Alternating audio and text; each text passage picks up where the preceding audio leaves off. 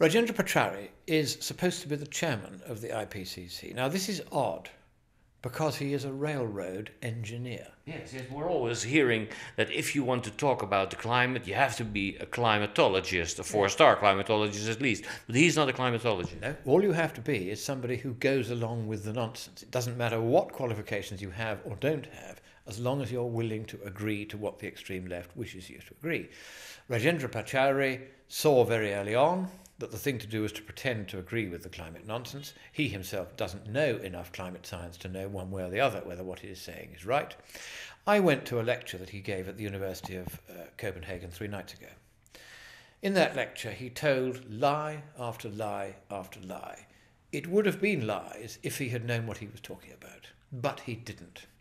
I called him out on just one of the lies. He had used a graph which was bogus.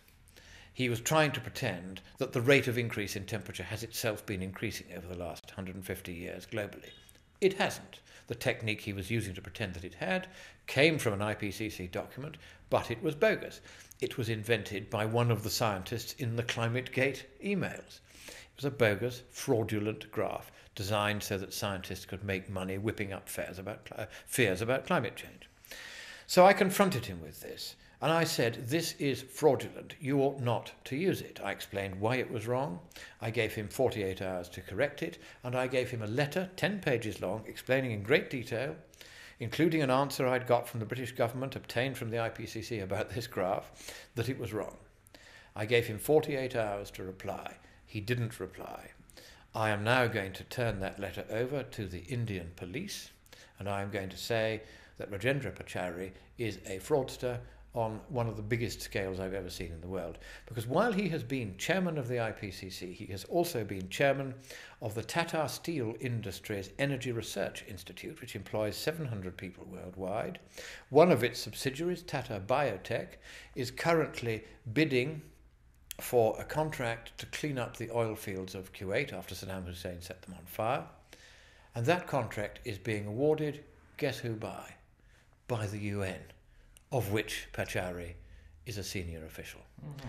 And he is using fraudulent graphs from the UN to promote the global warming scare, out of which Tata Industries is making a very large fortune by closing down a steel works in the north of England, employing 700 people, throwing them on the dole, and opening exactly the same steel works in India.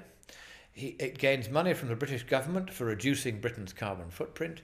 It gets more money from the Indian government for producing steel more efficiently than it was produced in India before. And it gets money from the UN, where Pachauri is chairman of the climate panel, under the Clean Development Mechanism, and our workers in Britain lose their jobs.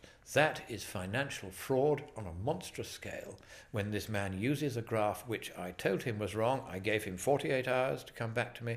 He didn't do it. He is going to jail for fraud. You heard it here first.